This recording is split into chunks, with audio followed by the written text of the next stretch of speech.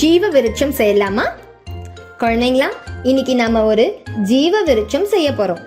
அது என்ன விருட்சம்னு நீங்க சந்தேகமா கேட்கறது எனக்கு நல்லா கேக்குது.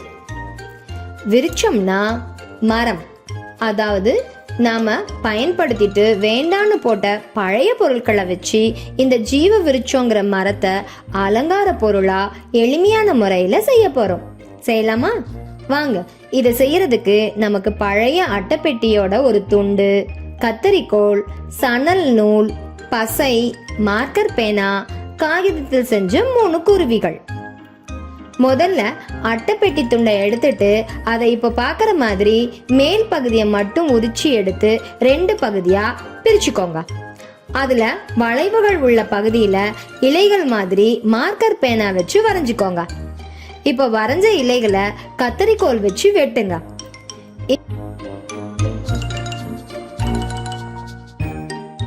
இந்த முழு இலைகளை இப்ப பாக்குற மாதிரி பாதியா வெட்டுங்க.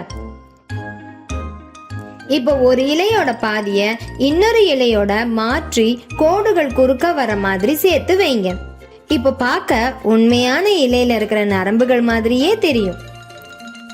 இப்போ ஒரு சார்ட்ல மார்க்கர் பேனாவால ஒரு மரத்தை வரைஞ்சி அந்த மரத்தோட தண்டு பகுதிகளில் பசைய தடவுங்க. இப்போ சணல் நூலை எடுத்து சுருள் மாதிரி இப்படி சுருட்டி மரத்துண்டோட நடுவுல இப்படி ஒட்டிக்கோங்க. அப்புறம் மற்ற சணல் நூல்களை இப்போ பாக்குற மாதிரி வரைஞ்ச மரப்பகுதிகளுக்கு உள்ள ஒட்டுங்க. சணல் நூல் எல்லாத்தையும் ஒட்டின பின்னாடி வெட்டி வச்சிருக்கிற அந்த இலைகளோட அடிப்பகுதியில பசை தடவி அழகா மர இலைகள் மாதிரி ஒட்டுங்க.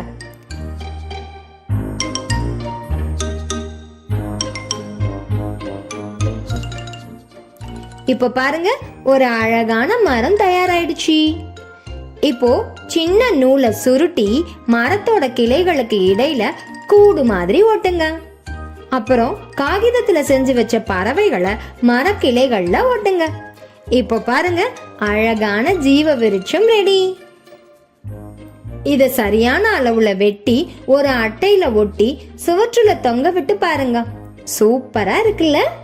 நாம செஞ்ச இந்த செயல்பாடு உங்களுக்கு ரொம்ப பிடிச்சிருக்குன்னு நம்புறேன் குட்டீஸ். நீங்களும் இதே மாதிரி செஞ்சு வீட்டோட சுவற்றுல அலங்கார பொருள் மாதிரி தொங்க விட்டு உங்க வீட்டை அழகுபடுத்தி பாருங்க. ஒரு குருவி குடும்பத்துடன் அழகான வீட்டை செய்யறது எப்படின்னு பாத்தீங்க. நீங்களும் செஞ்சு பாருங்க.